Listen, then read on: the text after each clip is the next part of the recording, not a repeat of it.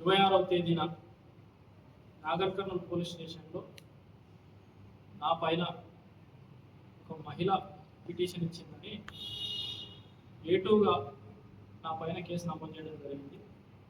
ఆ విషయంలో ఇంతకుముందు ఎస్పీ గారిని కలిస్తే ఎంక్వైరీ చేసి ఏముందో నిజానిజాలు తెలుసుకున్నాక అది ఉంచాలా పేరు తీసేయాలని, ఆ కేసునే ఉంచాలా తీసేయాలని డిసైడ్ చేస్తానని చెప్పి నేను బీఎస్పీ పార్టీ లీడర్గా కాక ఒక సామాన్య పౌరునిగా కూడా ఈ దేశ పౌరునిగా ఏమడుగుతా ఉన్నా అంటే, ఈరోజు నాకు పడడంలో నా పేరు ఇస్తే పిటిషన్ చేసేది, రేపు నిజంగానే ఒక మహిళనే దొంగతనం చేసి నేనే చేయమంటే ఆ రోజు కూడా నా మీద కేసు నమోదు చేస్తారా?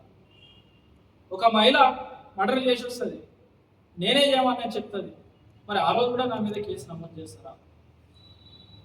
ఒక్కటే సూటిగా ప్రభుత్వం గతంలో ఉన్నాయన మా నాయకుడు కొత్తపల్లి కుమారుని చెప్పినట్లు ఒక్కొక్కరి మీద 10 కేసులు పెడితే ఆయన పక్కనే వెళ్ళిపోయాడు. మిమ్మల్ని ప్రజలే పాతరేస్తారు.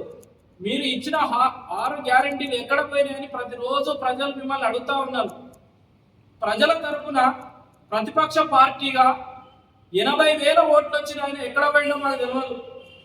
మంత్రిగా పనిచేసిన ఆయన ఎక్కడ పోయినో ప్రజలకు తెలుస్తలేదు.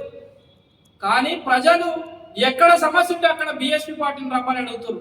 ఈ నాగర్ కర్నూలు నియోజకవర్గంలోని 5 మండలాల ప్రజలు అన్నా మేము తెలిసో తెలియకనో మీకు ఓట్లు వేసినామో వేయలేదో పార్టీలకు కులాలకు మతాలకు అతీతంగా మాకు ఫోన్లు చేస్తే మేము నిరంతరం ప్రజా సమస్యల మీద స్పందిస్తూ ఉన్నాం.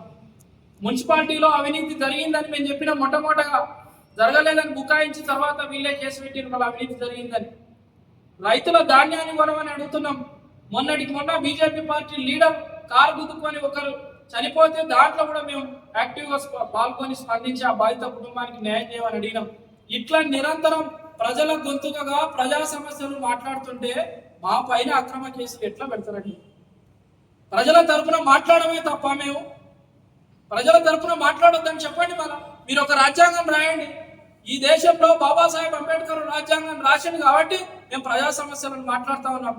మేము ఆషామాషికి ఏం మేము యూనివర్సిటీలలో చదువుకొని పోస్ట్ గ్రాడ్యుయేషన్ చేసి ప్రజల కోసం పనిచేస్తా ఉన్నాం. మా మీద అక్రమ కేసులు, ఇది తుడుకుర్తి గ్రామానికి సంబంధించిన కల్చర్ కూడా గతంలో వీళ్ళు 30 ఏళ్ళ నుంచి రాజకీయాల్లో ఉన్నారు, నాకు 30 ఏళ్ళు ఉన్నాయి. 2 సర్పంచ్లను జైలుకి పంపించి ఇట్లనే సంబంధం లేని కేసులలో ఒక ఆయన కురువ వెంకటయ్య అని యాదవ్ను సంబంధం లేని కేసులో జైలుకి పంపారు. తర్వాత సులిగిరి సీను ముదిరాజు ఆయన కూడా సంబంధం లేని కేసులో జైలుకి పంపించారు. నా మీద కూడా అటువంటి కుట్రలు ఏమైనా చేస్తే చేయండి, జైలుకైనా పోతాం కానీ మీకు లొంగం, జైలుకైనా పోతాం కానీ మీ కుట్రలకు లొంగం అని చెప్తున్నాం. మేము ఈ ప్రాంతంలో బాబాసాహెబ్ కన్న కలల్ని, మాన్యవర్ కాంశీరామ్ కన్న కలల్ని, మహాత్మా జ్యోతిబా ఫులే కన్న కలల్ని నిజం చేయాలని మా జీవితాలను పనంగా పెట్టి పనిచేస్తుంటే ఎవడో పంపిస్తున్నాడు చెప్పిండని మా మీద కేసులు పెడితే మేము ఈ కేసుల పైన న్యాయపరంగా పోరాటం చేస్తాం. కేసులు పెట్టిన వాళ్ళను వదిలే ప్రసక్తే లేదు. ఎవరికి ఈరోజు నేనే ఇస్తా, నాకు పడనోని మీద మర్డర్ కేసు చేయమని ఇస్తా, ఉత్తగానే ఎంక్వైరీ లేకుండా ఇస్తా, ఎఫ్ఐఆర్ నమోదు చేస్తారా?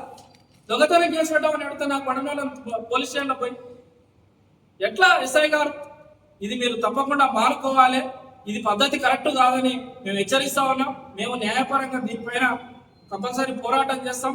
ప్రశ్నించే గొంతుకలను జైళ్లతోని కేసులతోని ఆపలేరని పదే స్పష్టం చేస్తున్నాం. మీరు ఎన్ని కేసులు పెట్టినా, ఎన్నిసార్లు పంపినా లోపలికైనా పోతాం కానీ ప్రశ్నను మానుకోము. ఆ ప్రశ్న అంటేనే బాబాసాహెబ్ అంబేద్కర్.